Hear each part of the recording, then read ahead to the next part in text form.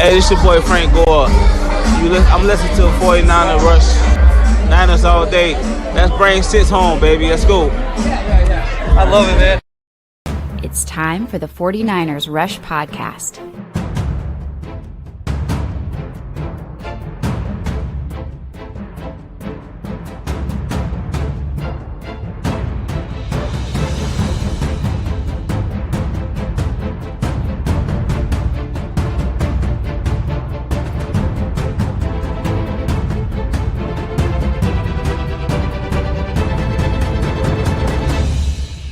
And here's your host, John Chapman. What is going on, faithful? It is absolutely incredible to be with you guys for episode number 1002. Pretty excited about that, but I'm pumped about today's show. Now, we're doing this. This is our flagship program. This is our longest episode we do a week, solo show. We're going to be here a minute. Scouting report, preview, predictions, know your enemy, couple of bets. Now, it's earlier in the week than we typically do it, but a lot of that's just because I got a 6 a.m. flight, out of Oakland in the morning. And so trying to get everything, you kind of bump everything up, especially coming off the bye week. So when you are listening to this, understand this is before the Thursday practice report episode. So barring injury news and whatever else, I stand by most of what we have. I don't think there's a lot of question marks. We'll get into the injury report for both teams, but I don't think that there's really a lot of question marks outside of Trent Williams, and I fully expect Trent to play. I just really, really do. And we'll dive into a little bit more of that, but this is a big game. You're talking about the 2 number 3 seeds for each conference. The 49ers are 3rd seed for the NFC currently, and the Jaguars are 3rd seed for the AFC currently. So this is a big time, possible, not likely, Super Bowl style matchup. I don't think the Jags are going to be able to make it there. They're just not as consistent, but they have won 5 games in a row. There's another team on the other side that did win 5 games in a row this season. So you've got teams that can get on hot streaks. There's no doubt about that. And just pump for this show. Shout out to the man himself, Coach Cruz, the writer and producer of today's episode. A lot of this back work is all him. So thank you. Big Papa, what's up? Love all the hashtag CCs. We got everybody in the house. This is what's up. You guys are just absolutely incredible. I'm the luckiest man alive. I swear this job is just freaking awesome. And right here, Melissa, I think you were the one that asked earlier this week if I, watched or listened to the Warner House with Dre Greenlaw. I did. And I thought it was awesome. Dre Greenlaw is my favorite player on the 49ers currently. I have said that repeatedly. I love violence in the sport. I love the way in which he plays. I love that he was a 5th round pick.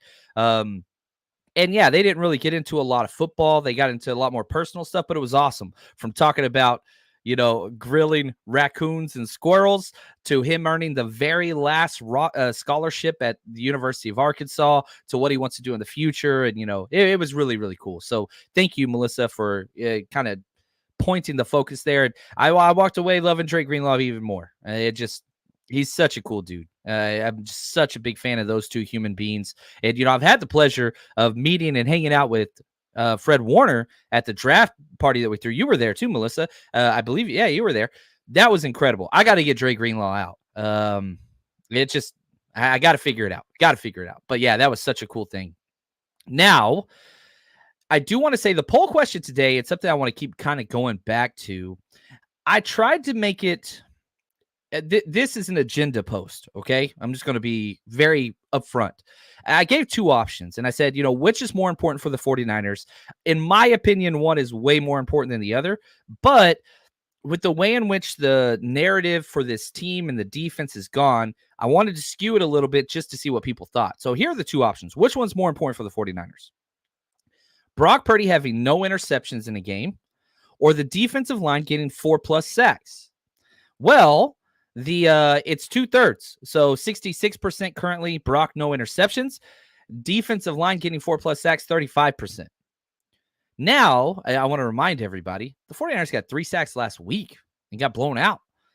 Turnovers are everything, and that's going to be a theme of today's show when we're talking about both teams, because we're going to spend most of our time this show diving into everything that is the Jacksonville Jaguars. So let's do this. Let's get this started. We got 13 pages of notes to get to today, and I could not be happier. The 49ers, they're 5-3. Won 5 in a row, lost 3 in a row. Whatever they do, they are consistent. Consistently good or consistently bad. The bye week was incredible for the 49ers. Very excited. If no other reason, Kyle Shanahan, we'll play some clips of his press conference here in a little bit. Dude was just cracking jokes, laughing. We haven't seen that from Kyle in about a month. And so you could just tell in the demeanor of the coach just how rest changes things. It really, really does. And I think for the Jacksonville Jaguars, which they're coming off a bye week as well, it was kind of a poor timed, amazingly timed for the 49ers. You were 3-game skid, get away, reset, go into it. Jaguars, exact opposite. They won 5 in a row. They didn't want a bye week. They're playing red hot. Now you rest that. We'll see how they respond. That's going to be the interesting issue. And then on top of all that stuff, oh yeah, there's a Chase Young trade. You go get a freaking Chase Young type player to come in and help this defense. I'm so excited. I'm so pumped about what's to come there. Really excited. Now, they're 6-2. They have a better record. 13th in points scored. They're averaging 24.1 points a game. 49ers averaging 27.3.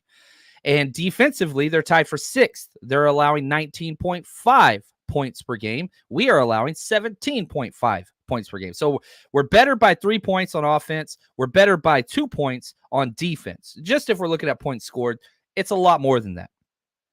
Now, you look at their schedule, it's weird. They haven't really beat anybody incredible. They did win at Buffalo. They beat them 25-20, which Bills are a damn good team, but that's kind of the Josh Allen experiment, is he's got to keep both teams in it, and he's either the best quarterback in the past decade or he's the worst quarterback this year. That was one of those where he was just god-awful.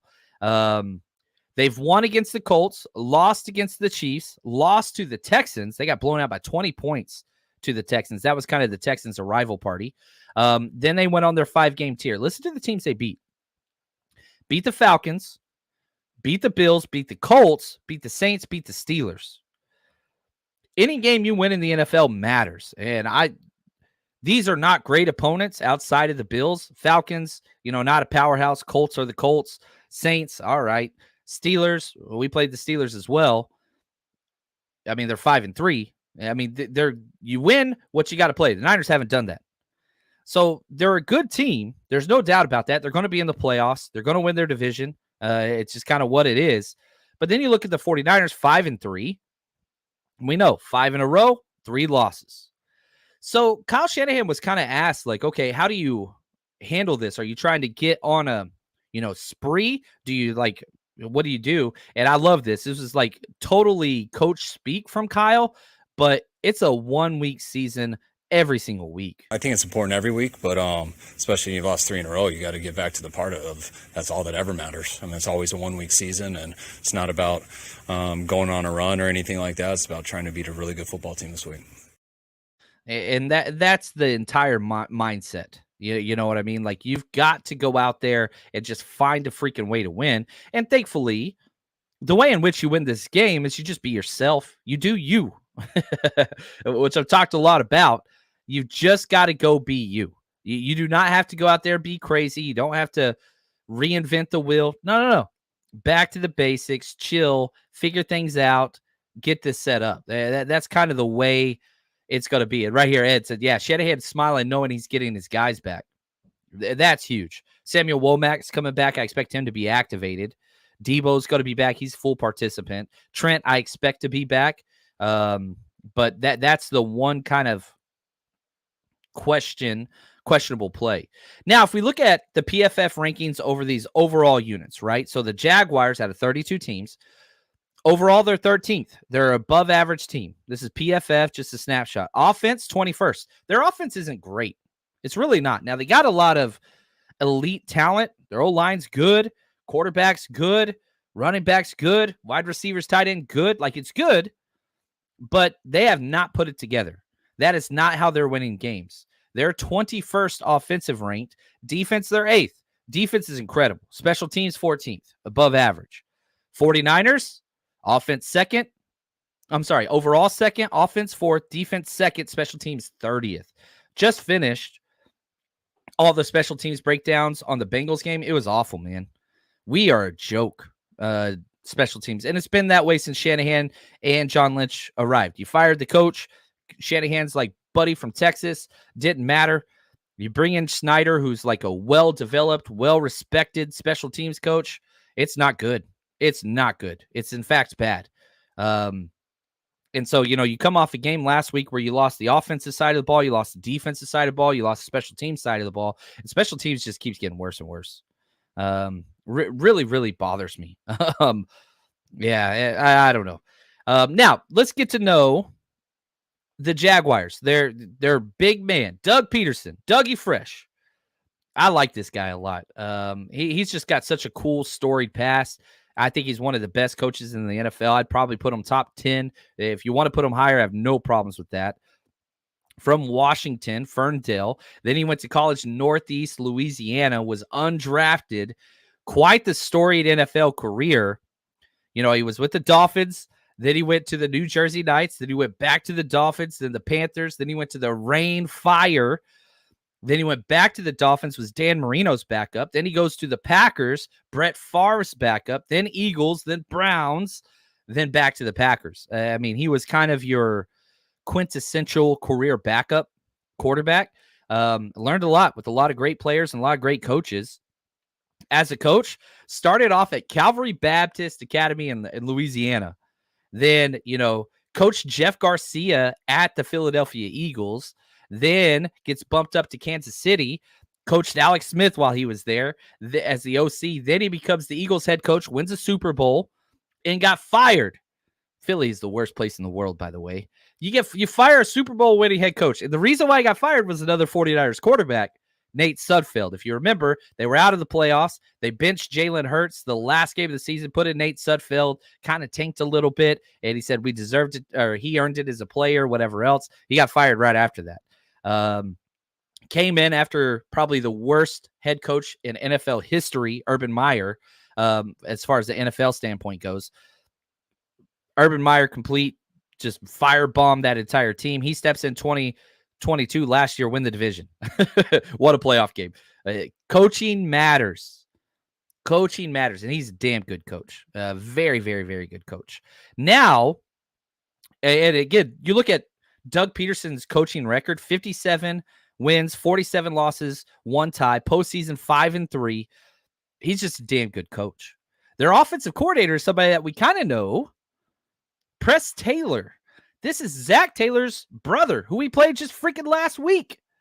Zach Taylor, head coach of the Bengals, his brother, Press Taylor, much less known.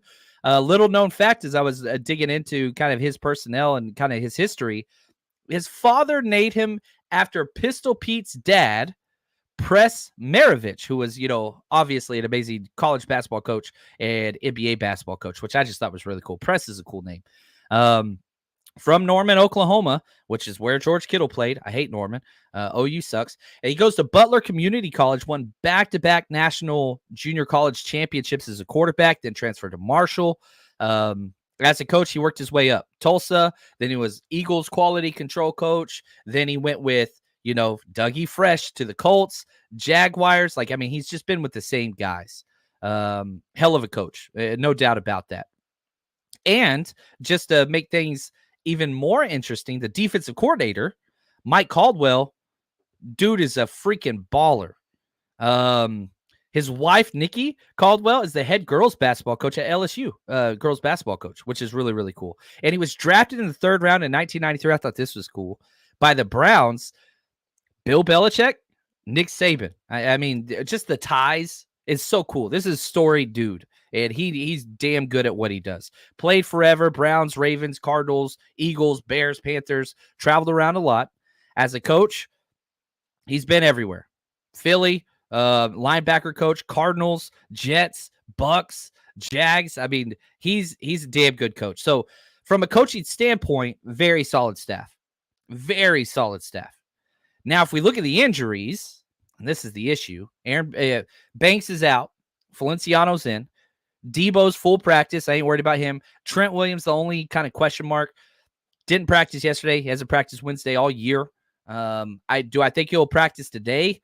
Coin flip. Do I think he'll practice tomorrow? Yes, I do. So Friday he'll practice. Do I think he'll play? Yes, I'd say 75%. That's John Chapman's own. Whatever, take it for what you will. Greenlaw full. That's huge. Daryl Luter Jr. is full, but probably not going to be activated. Bill Jr. full, not going to be activated. Chance Womack full. I think that dude gets activated for sure. Drake Jackson showed up on the injury report. Worst possible time for him. Limited with the knee. I won't be shocked if they put him on IR. And Ray McLeod did not practice. He's got an illness. Unspecified, non-COVID. So that's where that is. And again, right here, Stovey says, did Trent practice yet? No. He never practices at this time. Thursday usually does. Friday usually does. So he has not practiced yet. Now the Jags, they're coming off a bye, but they're kind of banged up too. Tyson Campbell, their best corner, limited with a hamstring. Another defensive back, Andre Sisco, their safety, limited with a hamstring. Zay Jones, their wide receiver, he was limited, not unspecified, so I don't know what that was about. They made a trade as well. We got Chase Young. They traded for the guard Ezra Cleveland. He's limited with a toe. Safety Daniel Thomas, limited hamstring. Another corner, Gregory Jr., hamstring. And Yasir Abdullah, the rookie out of Louisville. He's got an illness as well. So both teams coming out of bye week, pretty healthy, but not completely healthy. And when you're in the NFL season, week 10, you're never going to be healthy. That's just what it is. So it's going to continue. Now, these teams haven't played very often. Obviously, Jags, one of the newer teams in the NFL. Niners lead 4-2 in their all-time series. The last time they played was pretty much the same week in November 2021. 49ers won 30-10. Garoppolo had a great game. 2 touchdowns, no interceptions. Trevor Lawrence, no touchdowns, no interceptions, but 3 sacks. He did not play particularly well. Debo, this was the Debo year. 8 rush attempts, 79 yards, and a touchdown. And if you look at his receiving, 1 catch, 15. But he was like full-time running back at that time. Jeff Wilson, 19 carries, 50 yards. Yeah, I mean, it's just come a long ways. Ayuk, 7 catches, 85 yards, touchdown. Kittle, 4 catches, 34 yards, touchdown. It was one of those games. It really was. They have completely overhauled their wide receiving core. Listen to their wide receivers back in 2021. Laviska Shenault, gone. Marvin Jones, gone. Jamal Agnew's still there. James Robinson, gone. Tavon Austin, gone. Laquan Treadwell, gone. John Brown, gone. Carlos Hyde, gone. So complete overhaul in just 2 short years. A lot of that's because you've had not 1, but 2 head coaching changes in 2 short years. And so I think that kind of matters whenever you look at kind of what's going on with this team. Now, I'm really excited before we jump into this, the defense and breaking down what the Jaguars are. If you have not been to one of our events, you got to come out. And if you're going to be anywhere near Jacksonville, this is what it's about, guys. Going to 49ers games is awesome, but what's even better than that is going to 49ers games with the faithful, joining the community, and we got you covered. The 49ers Rush Road Trip is going into its 4th year of bringing the faithful together, night before parties, tailgates the day of. We got you covered. Go get your tickets at 49ersrushroadtrip.com. All right. I am so freaking excited about this. One, I mean, we've got the legend freaking Frank Gore coming out, which is gigantic, obviously. We have thrown some pretty epic parties already this year. And I'm just so excited. So you get to meet the legend, Frank Gore. He's going to be out with us, partying with us Saturday, November 11th, 2 to 6 p.m. at the Underbelly. Tickets are up now. Ticket prices are going to be raised tomorrow. Actually, probably tonight because I'm flying out so early tomorrow morning. So this is the cheapest tickets for autographs to get in. It's $20 to get in and party and be involved. If you want an autograph, those are up now, but those will go up. Both of those will. It's going to be epic. And then our tailgate. Holy cow. We are right next to the damn stadium. Unlimited premium drinks, premium liquor, all you could eat, all you could drink, trivia, competitions, you name it. We got it going on. I am so excited about this party that we're going to have 2 nights in a row. We're going to be at the Tailgate Bar and Grill in Jacksonville, right across the street from the stadium. Right freaking across the street. Premium location, that's what we do. Now, I do have to say this, and I want to start with an apology. The bye week came pretty hard for me. I was spent. And the plan was to do every single home tailgate. I do have to announce we are not going to be doing a Buccaneers tailgate. For those of you that purchased tickets already, I've already reached out, refunded, and explained what's going on. I'm just struggling. And 3 games in 12 days with the short turnaround to the Seattle trip, which we're hosting several events there. I just wanted to kind of take a step back. So I apologize for any inconvenience whatsoever there is. So there's not going to be a Jacksonville tailgate. I'm going to be with the UK Faithful chapter, which they're bringing over like 40 from London. And that's a relationship I really want to spend some time with. So I'm going to be with them. I'll be at the game, but I couldn't do all of the things that I wanted to get done. And I really want to value that relationship because they're coming across the pond, which is so important. So anyway, no tailgate for the Bucs game. I'll be there, but hopefully no issues there. Now, let's get to what matters. The best thing and the most scary about this Jacksonville team, Trevor Lawrence gets the attention. I get it. Overall, number 1 overall pick, whatever. It's this damn defense. The Jaguars defense and what Caldwell has done is nothing short of amazing. And when Kyle Shanahan was asked about him, man, listen to these words. This is what he had to say about this defense. I think it's the best. I mean, them and Cleveland are definitely the best 2 defenses we played this year. I think they're playing at an extremely high level. They're not giving up yards. They're one of the hardest teams in the league to run the ball against. I think they're number 1 in getting turnovers. I think they're number 3 in giving up explosives. So they're a bend but don't break defense because they're not giving up explosives, and it's really tough to run the ball against them, and they lead the league in turnovers. So it's not a surprise they've won 5 in a row. I mean, you use Cleveland's name when you talk about defense, which we've already played. That should tell you something. This is the second best defense we will play all year. Notice we still have Philly on the schedule. But I agree with them. And you watch the film and it's just like, all right, these guys are for real. Now you go through the ranks. The ranks don't reflect quite what Shanahan just put out there. And coaches do this. You always pump up the opposing team. You don't want to give up bulletin board material, whatever else. But out of 32 teams, these are their ranks. 8th in points. Okay, so top 10 there. 23rd in yards. They do give up a lot of yards, despite what Kyle said. Statistically, most turnovers forced in the NFL, 18, and they've had their bye week. We forced 13, so they forced 5 more. They get a lot of turnovers. Now, you look at the teams they played, the quarterbacks, Richardson, rookie. They didn't force. Anyway, Richardson, rookie.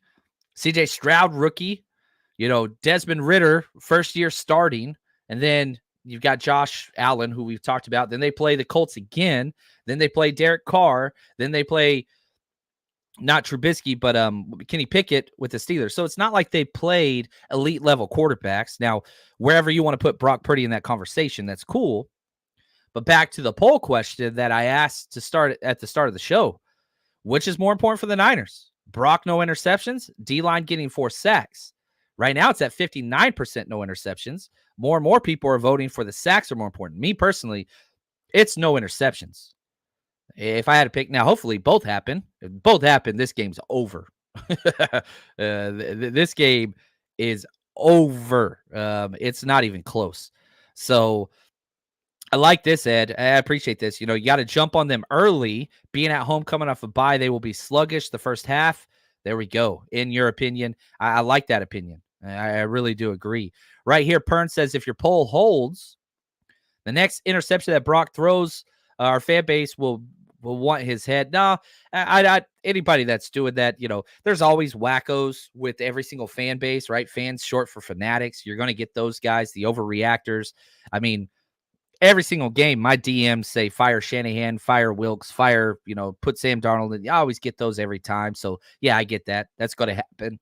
But Brock's the guy, at least for this year, and he's played incredibly well. And so, I'm not concerned about that. Now, back to the Jags defense, 7th in first downs allowed, 20th in passing touchdowns. You can beat them through the air. They are a gambling defense, and they do give up passing touchdowns. But they also tied with us for most interceptions in the per game. They have 11. We have 11. Third in rushing yards allowed. They're very good against the run. Ninth in rushing touchdowns allowed. Fourth in yards per rush, 3.6. That's awesome. Fifth and third downs. 13th and fourth downs. 10th in red zone. They're just freaking good. Josh Allen's the best player on their defense. He came out the same year. Bosa, 10th highest rated, pass rusher. He's great. Darius Williams, undrafted free agent, career corner. Awesome. Olewukin, I'm pretty sure I said that wrong. Their linebackers decent. Cisco, their safeties decent. Like, it's good team. It's a good roster, but it's just sound scheme, great coaching, and everybody knows what's going on. Now, not everybody's good. Rayshawn Jenkins, their other safety, not good. Trayvon Walker might be one of the worst first-round picks of all time out of Georgia. Trent Baalke loves his height, weight, speed, long arm specimen. He missed big time. He's not looking good. Dwayne Smoot struggled defensive time. And, you look at their scheme, very zone heavy, just like ours. 78.3% of their coverage is zone. They don't do a lot of man. Cover 3 is their favorite. 49.8% they're in cover 3. So it's exactly what the Niners do. It's so damn similar. Limit big explosive plays. Get turnovers. You look at what they do, they have the fewest explosive plays allowed in the NFL. We're third. And depending on what you define as, I'll play a clip for you later on where Kyle say they're third in limiting. Depends on what you limit. I say 10 plus yard run, 20 plus yard pass, but other people redefine and whatever else. But I mean, they're good. They've allowed 31 explosive plays. We've allowed 37. Now they blitz a lot, but not always. Last week, or the week 8, the last time they played against Pittsburgh, they blitzed 5 times. New Orleans, 20 times. Colts, 24 times. Buffalo, 20 times. So which one are you going to get? I don't know, because they jumped out pretty early on Pittsburgh. So part of me says the game kind of dictates. If they're behind, they blitz. It's just kind of what they do. And so we'll kind of see what that looks like. But, man, I'll tell you this, like the 49ers and the Jags defense, they're so damn close to each other. They are so close. And they're good. They're beyond good. They are a solid unit. This is why they are winning games. This is why they win games. So the Niners have to not allow them to do what they want to do. You don't turn the ball over and you run the ball well, the 49ers are going to have all the success in the world. I don't even give a damn about the defense this game. Isn't that weird? But having said that, we got to do justice to the other side of the ball. But before we do, really excited. If you haven't done this yet, you got to check out the49ersrush.com. I am so excited to announce our new platform launched, the49ersrush.com. We've been active on Patreon for years, and we're still going to keep that community going. But the 49ersrush.com has everything Patreon offers and a bunch more. You want to watch player breakdowns? Guess what? You click that. It's filtered based on players. You want to see Javon Hargrave, what he brings, some CMC tape broken down, Ayuk, Jair Brown. We've got hundreds and hundreds of tapes on. Now, you want football 101. You want to learn scheme. Guess what? We've got every single offensive, defensive, special team snap. Head over to the 49ersrush.com, sign up, join the community, and plus we got a 7-day free trial. So number one way to support the show right there, the49ersrush.com. Now, let's flip it. Before we talk about us, let's talk about them on the offensive side. And we're going to start with the man himself, Fred Warner. I want to say thank you to David Lombardi. He put this up on his show. That's where we got this clip. I want to make sure he gets credit for what he does. He does a hell of a job. He's a good dude, too. So, anyway, this is Fred Warner on the Jacksonville Jaguars offense. The first thing that pops off the tape with their offense is how talented they are all over the board. Running back, receivers, big physical line. And so we got a great challenge for us this week. Wouldn't want it any other way. There we go. I love that. Now, again, out of 32 teams, these are their ranks. 10th in points scored, 14th in yards, 25th in turnovers. And this is probably the biggest difference between the 49ers and the Jacksonville Jaguars. Like, they are a high turnover defense, but they're also a very, very high turnover offense. The 49ers have turned the ball over 9 times. They've turned the ball over 13 times, right? So you can see the difference there. They don't protect it. 31st, fumbles lost. 3rd in interceptions. They don't throw a lot of interceptions, but They turn it over. I'm kind of stuck. One of my bets of the week is usually I love betting the opposing quarterback to throw an interception. I'm not sure if I want to hit that one this week or not. Because Lawrence doesn't put the ball in jeopardy. He's not a risky quarterback. He really isn't. 12th in first downs, 14th passing yards, 20th in passing touchdowns, 8th in rush attempts, 14th rush yards, 7th rush touchdowns, 24th yards per attempt. My favorite thing about watching their film is if their running game doesn't work, guess what? They're still going to run the ball. They're averaging 3.8 yards per run, which isn't good, but they don't care. They just keep running it. I really wish Shanahan would do that. Really wish he would.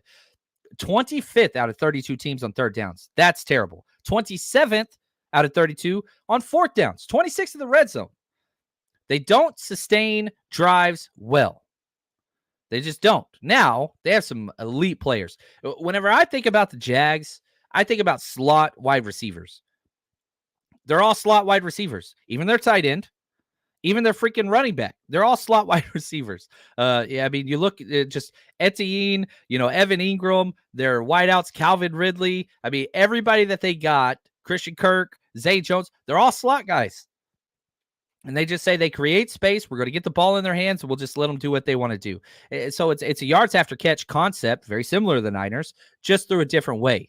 They want cute, shifty ETN. He can hit, no doubt about that, but it's just different. Lawrence is great. Ezra Cleveland, they just traded for. Ridley, he's been up and down. He's either been amazing or he's been non-existent. So I don't know which version of Calvin Ridley we're going to get.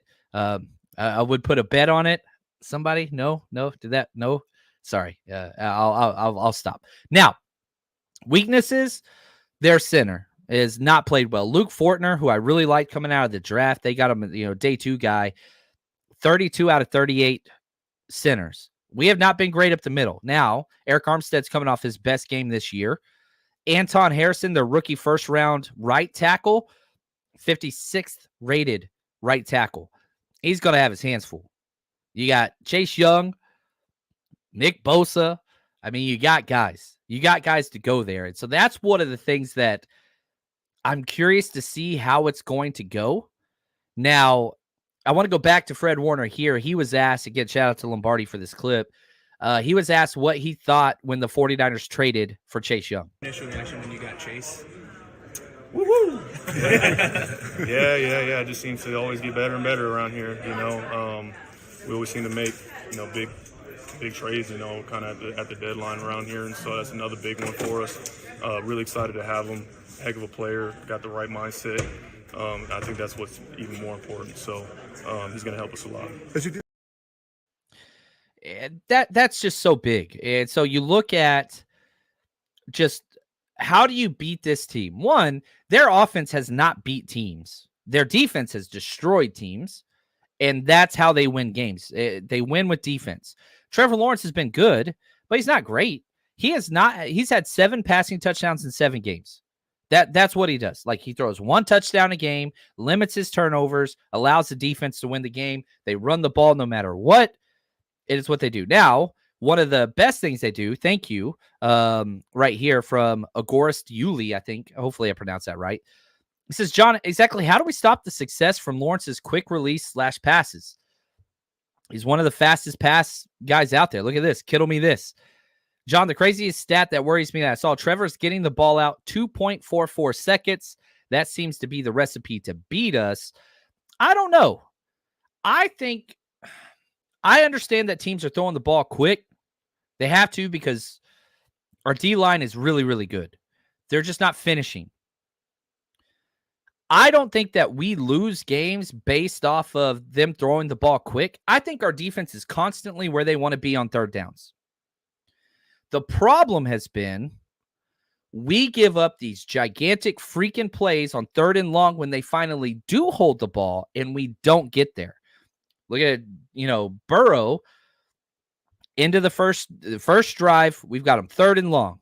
He holds the ball for 4.5 seconds. 4.5 seconds. Eric Armstead wraps him up, misses. Bosa wraps him up, misses. Scrolls out, amazing coverage, and just throws a freaking dime. Gets caught. You go back to the Vikings game, very first drive. You back them up 3rd and long. What happens? Cousins holds the ball for like 3.5 seconds, get no pressure, and then Fred Warner's out of place. Boom, replace him with the ball. I'm not saying that those one plays are everything, but the problem with the Niners these past 3 weeks is we have played behind the 8 ball, and that's the issue to me. So the quick passes, our scheme is designed to make teams throw the ball quick, underneath, rally, make the tackle. We haven't done well with making the tackles, but when teams do hold the ball, we're not getting there. That's my biggest concern. And I hate to say this, Trevor Lawrence is not my concern this game. Not even a little bit. Trevor Lawrence could have his best game this season, and I would not be concerned. 49ers can still win that game. You just got to get the hell out of your own way. Like, he has not been playing lights out by any stretch. He does get the ball out quick, but get off the field on 3rd downs. That's what you got to do. And then whenever you look at this, again, Jags offense on 3rd downs, they're 25th.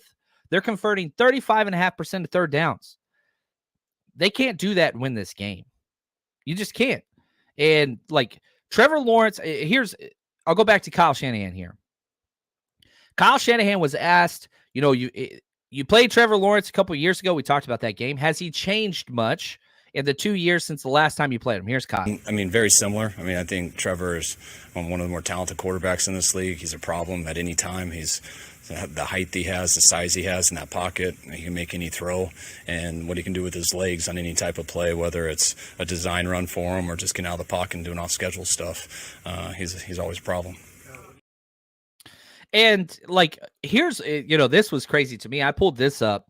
I posted this on Twitter. This is the spider chart, which measures, height, weight, whatever, all the testing at the combine and graphs it according to other quarterbacks. This is Trevor Lawrence's 93rd percentile height, 80th percentile hand size, 84th percentile wingspan. I mean, he is tall and he's a big dude. Now, he didn't do all of the workout stuff, but we look across at the 49ers quarterback. It's crazy to me how these two people play the same damn position in the same sport, and they both are having success.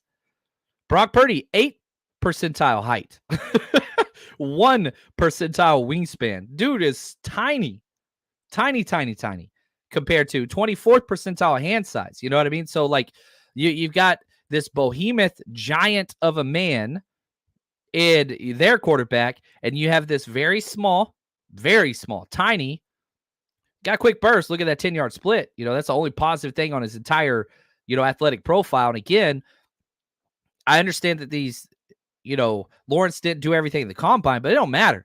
Like, how in the hell are these two people the same? Not that they're the same, but they play the same position. They're both is having success. It's one of the things that makes the NFL just really, really cool. Now, Trevor Lawrence, he's at his best first man. Zone, he struggles with a little bit. So he has a positive EPA, just barely above average, 0.25 EPA per pass play against man coverage. Against zone, he's negative and below the league average. Whereas you look at Purdy again, right? This kind of contrasting view of these two quarterbacks. Purdy is the best in the NFL against zone coverage. He's 6th in the NFL against man. What do both these defenses do? If you listen to this episode, both these defenses run zone coverage. We don't run man. They don't run man. Does that mean the 49ers will win this game? No. But I'm telling you right now, like, Trevor Lawrence is a good quarterback. He's very good. But you're playing into the 49ers' strength if you're going to go out there and do zone all the time. Purdy's great against that. He can pick apart those zones. Trevor Lawrence can't. That's not his game. That's not his game. Hasn't been yet.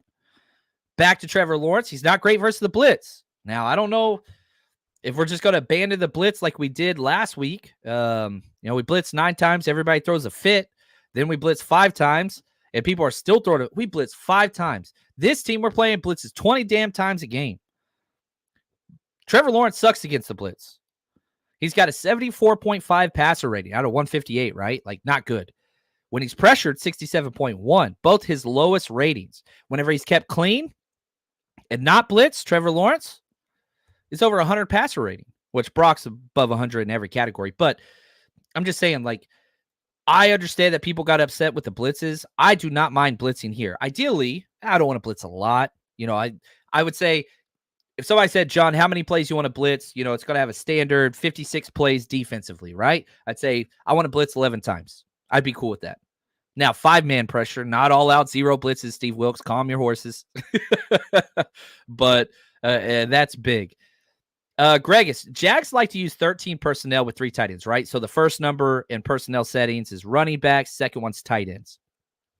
They have done it on 10.7% of their offensive snaps, which is 3rd highest in the league. I love it, Gregus.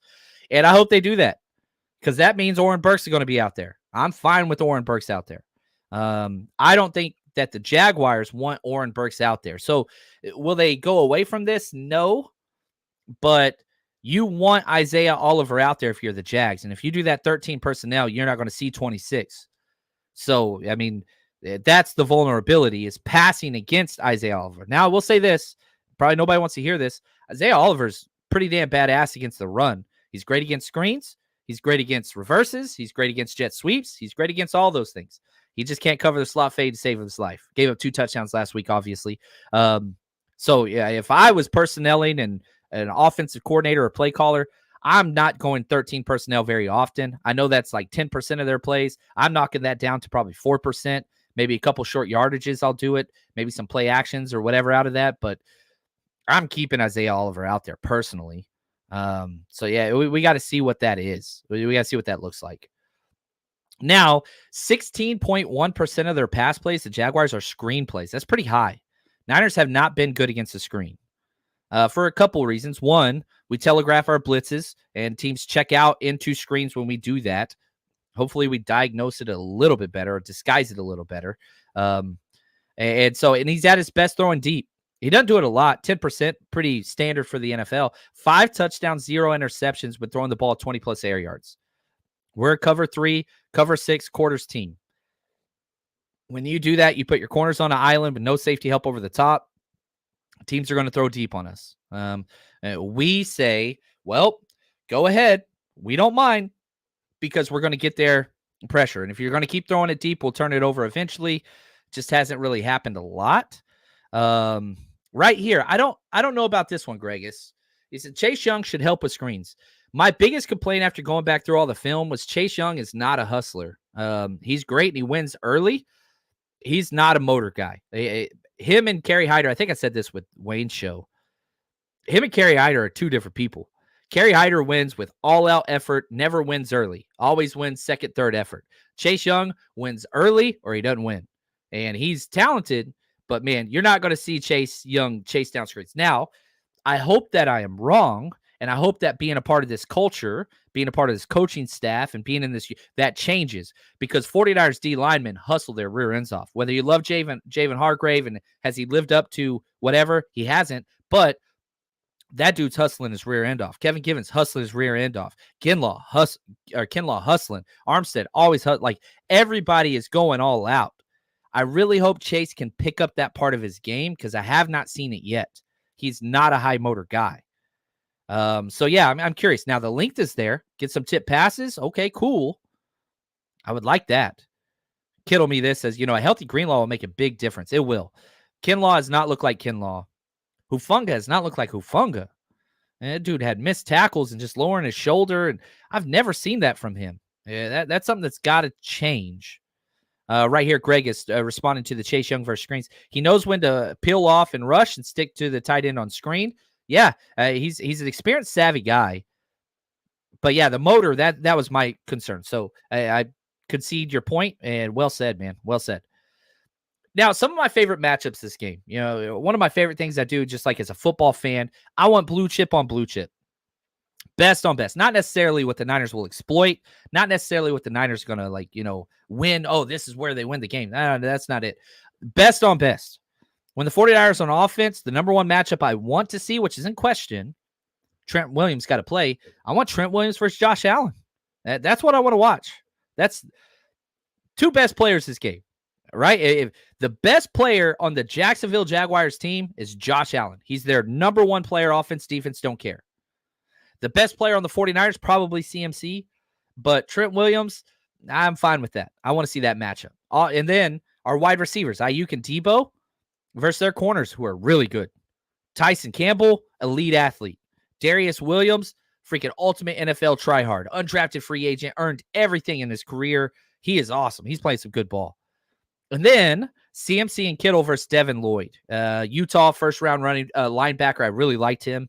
That's going to be fun. That is supreme athlete, physical athletes, all at each other. I'm really excited about that matchup. Defensively, you got to go defensive ends, man. We got the new toy, baby. Nick Bosa and Chase Young versus Cam Robinson and Anton Harrison. Cam Robinson was a second-round pick, but he's been pretty good. Anton Harrison, first-round pick, Oklahoma. He was good. Their running back, Travis Etienne versus Greenlaw and Warner. He's breaking a lot of tackles. Greenlaw and Warner have not been their usually tackling self. Can they respond? And then Evan Ingram versus our safeties, Gipp and Huff. I want Huff closer to the box, man. I hate how I don't like Huff back. I don't like it. Again, I like Steve Wilkes, and I hope he's fine. And I haven't even brought up the whole, moving from the box, not a big deal to me. You're doing it for optics reasons. You're trying to shake something up, and I don't have a problem with that.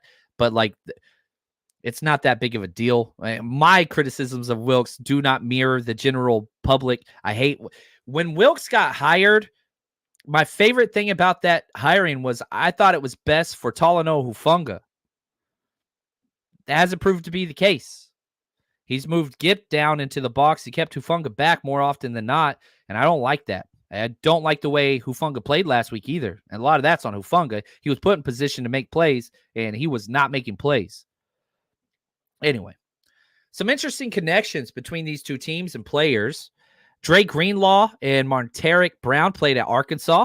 Ray McLeod, who's sick, but I think he'll play. Cleveland Farrell, Austin Bryant, Lawrence, and Etienne all overlapped at Clemson. They won a national championship together. Trevor Lawrence, right?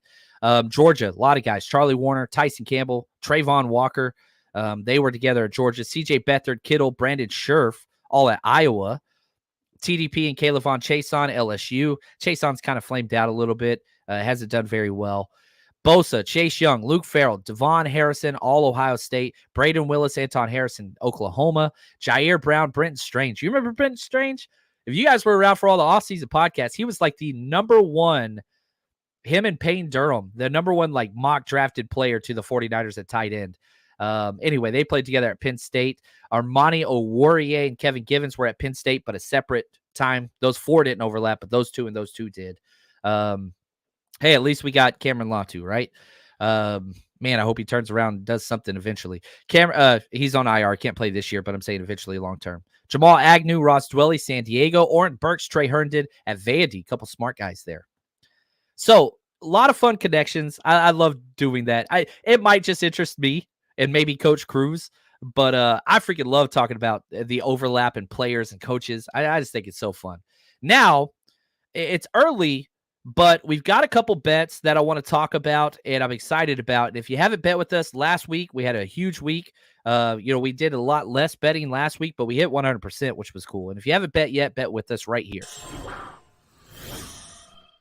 When your money's on the line, choose a trusted sportsbook that gives you tools to win, like MyBookie. And MyBookie doesn't matter if your team's up or down. You can easily cash out or bet the game live to come out on the winning side. Use MyBookie for daily odds boost, same game parlays, I like teasers, and take advantage of the huge prize pool contest. Plus, MyBookie currently has a no strings attached cash bonus that lets you deposit, withdraw quick. Carries a one-time rollover. Can't find that anywhere else. Just use promo code 49ers, 49ERS, or scan the QR code on this video right next to my face here to claim your own cash deposit bonus now. That's promo code 49ers. So try my money bag. You basically roll the dice and it picks a team and gives you extraordinary odds on who's going to win the Super Bowl. Lots of fun options there. So bet anything, anytime, anywhere, and I do mean anywhere. Wherever you are, you can bet with MyBookie. Just make sure you use the promo code 49ERS, and let's go. Let's make some money together. All right, I do have a Thursday night football teaser. We hit ours last week. We did struggle with these, but I'm doing a 3-team 10-point teaser. So all three of these things have to happen to get paid, but you get 10 points on each spread. I'm taking the Panthers, which I don't like. They're at plus 13.5 points versus the Bears tonight. I just don't believe in the Bears or the Panthers. Thursday Night Football, if Fields is out, it's just two bad teams. And so I'm taking the points. I think it's going to be low scoring, 13.5 points. Panthers, I'm getting the 49ers plus 7 versus the Jags, which I do like that. And the Chargers plus 13 versus the Lions. Not that I think necessarily the Chargers will win. They're playing home. But the Chargers have played every single game close. Even the games they've lost has been close. So those three, and I'm betting CMC to score the first touchdown, which the odds are getting lower and lower. We made a lot of money on that this year, which has been fun. But like bet $3 to win $11.50 right now over on my bookie. Make sure you use promo code 49ers. That's where that is. So now I will load all of our bets of the week later. I'm going to probably wait till Friday night or Saturday morning to post those on the49ersrush.com and on our Patreon channel. But I want to wait and see how a lot of things shake out with Trent Williams and some other things. So just got to wait and be patient there with that. What is up, Juan Solis, the man? He says, T-shirt giveaway. Have a great day, faithful. Back to work. #CC. Let's do this. So here's my question. I got to come up with an on-the-fly one. He's always making this a lot of fun. Okay, yeah, I know what I'm going to do. We're going to go right here. Yep, right here. Who has, on the 49ers team, the most passes defensed, the most pass breakups? The first one that says it correctly in the chat, I'll get you guys a shirt, get that sent out for you. So who has the most pass breakups or pass deflections on the 49ers? Now, again, your chat might be in a different order than mine. The first correct name that comes up on mine will get the shirt. So my apologies if it says you're first.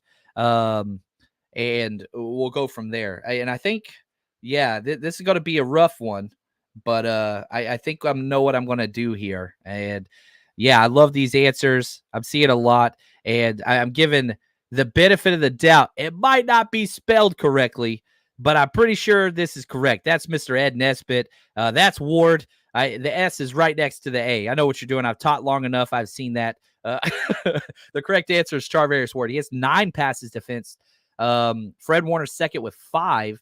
Demo third with 3. Charvarius Ward's been awesome.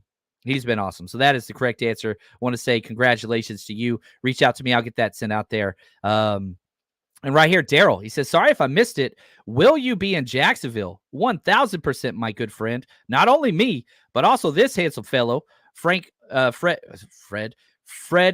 Yeah, I keep messing up the name. Sorry. Frank Gore. He's going to be with us Saturday at the Underbelly. And then we're going to be tailgating in Jacksonville right across the street at the Tailgate Bar and Grill. We've got that whole space set aside for us. So, yeah, I will be there. And if you are coming out, man, I hope we get to say what's up and we get to break bread together or have a drink together and, just build that friendship close. That's what it's about with everybody. Everybody is always welcome. And remember, I don't think I said this earlier, everything we do is family friendly. You can get your kids in for free to any event that we will ever do and meet freaking Gore for free. Come on, man. What you missing? Anyway, now it's time for predictions.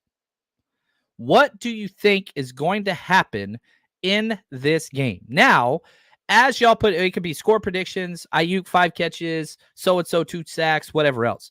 So my question to you guys is, what do you think happens with Chase Young? And as you start to put some of that stuff into the chat, listen to Kyle Shanahan when he was asked how much Chase Young is going to be used. I think he's going to jump in right away. First time we saw him was Monday. We had a small practice, and we'll see him out there today really for a real practice. And hopefully he'll pick up the stuff throughout the week and get to be out there a good bit on Sunday. That's huge. And Rob, I love you, man. Look at this. Fred Gore is awesome. I love it, man. I love it. So I really do think that this defense is so close to igniting on its own. They've played some really, really good football. Have they played some bad football? Yes. But a lot of the bad football has taken place after turnovers, after busted plays, after penalties, after those things. When the Niners are on script, they're great until 3rd and long. But if they just make those 3rd and long plays, the Niners defense is right where it has always been, where it always is. So I think they're so close to just being elite by themselves, getting back a healthy Greenlaw, all those things. But then you add in Chase Young. It's just the kindling to start the fire. I really think that they're going to be pretty damn good, this defense. And this offense does not scare me in the Jaguars. It really, really does not. Rod said, yep, Chase Young, 2 sacks. I'd love that. Ed, 27-24 Niners. Chase gets 5 hurries. Okay, all right. What's up, Hugo? Glad you're here. We walked on the moon, says game-clinching pick 6 caused by pressure. Any pick 6 or interception we get because of pressure is always Eric Armstead, almost every single time. Sonia, what's up? She says Chase is definitely going to put pressure on anyone next to him. Him and Bosa are going to bring the energy the team needs, and that's what we want. Again, Trevor Lawrence is good, but I'm sorry, they don't win because of him or the offense. They win because of the defense and all the freaking turnovers. In 6 out of 8 games, the Jacksonville defense has forced multiple turnovers. And like, I don't expect the offense to be as bad as it has been, like it was against the Bengals, like it was against the Browns, like it was against the Vikings. 17 points to get. That's not who we are. Debo's back. That changes things. I expect Trent to be back. Now back to the Jags run. They run the ball consistently. They don't give up on it, which I respect the hell out of it. But I don't think they're going to be able to run the ball very well. I think the 49ers missed tackles gets corrected. Maybe these are rose-color lenses, but you look at the roster, you look at the tape, the better team's the 49ers. And you can say the Jacksonville defense is on par with us, but their offense is not. It's not. You limit the screen game, this could get out of hand pretty damn quick. Now, the sad thing is the Jacksonville, the offense is built to come from behind. And so even if you get up multiple scores in this game, which I do expect, Jacksonville will fight back. You saw it last year in the playoffs, right? Where they were down like 27-0 or something, 24-0 and came back and won. Like, they're not out of a game. So don't expect Kyle to like pull starters or whatever else. But I think the 49ers jump out early. I really, really do. Jackson make it interesting late. But the 49ers offense just got to stay two-dimensional. Like, that's the thing. And my number one clip that I think I've ever played in this entire show. Tell him, George Kittle. And us being a one-dimensional football team isn't very good. You can't abandon the damn running game. You can't do that. And if we just stay true, I don't give a damn, even if it is Elijah Mitchell back there getting 1 yard carry, like he's averaged for 3 straight games. I don't care. Run the damn ball. The Jags have given up 8 turnovers offensively in 4 games. You know what? So have the 49ers offensively. One of those is a trend. One of those I don't think is consistent. But what's crazy is the Jaguars won all 4 of those games. 49ers went 1-3 on those same games. Here's my 2 stamps of approval. If these 2 things happen, the 49ers win. And I want to put a little caveat in there, okay? If the 49ers run the ball 27 times and don't lose the turnover battle, if it's tied, they win. If the 49ers do lose the turnover battle by 1, you got to have 33 rush attempts. You got to control the run. You got to control on offense. You can't make Brock Purdy be one-dimensional. That's not what he's built for. It's not what this offense is built for. Run the damn football. Run the ball. Ugh. It's so important, man. A couple other predictions. Gary, Young, a sack and 2 tackles for loss. Oh, man, for Young. That would be awesome. Chris says 17-14. Jaguars pull the win. Niners offense drops another one. Man, we score 14 points. People still going to be talking about Steve Wilkes, but they shouldn't be. Melissa says Lenore picked 6. Ooh, I would like that. Great one. I got 21-17 Jags. Sorry, offense has been weak. Debo's going to have to fix that, and you just got to stay running the damn ball. Ed, John, have a great time at the game. Hopefully no therapy sessions. We'll be going live afterwards. I'm bringing my Wi-Fi router with me into the game, which is whatever. But yeah, we'll be going live after the game. Win or lose, therapy or celebration? Can the Niners right the track? We'll see. I think the 49ers will be up 14 points in the 4th quarter. 14. But the final's going to be 27-23. I think the Jacksonville Jaguars are really good, fighting, hard-nosed team, well-coached, but the 49ers are better. They just got to not turn the ball over. Don't give up on the run. Back to the poll. Last time we'll talk about this. Which is more important for the 49ers? 58% said Brock, no interceptions. 42 said defensive line getting 4 sacks. I kind of set it up. I think both happen. Niners going to win this game. I am betting it. I think they cover the spread. It's going to be close, but I'm pretty big on this game. Not because of the Jacksonville Jaguars, but because of the 49ers. At some point, they got to be who they are, and I think that happens this week. They right the 3-week skid, move back up. You're in first place. The bye week did you well. You're getting players back. I'm excited. We'll be live after the show. Love you guys. Appreciate y'all. Thanks for all the support. And as always, stay strong, faithful.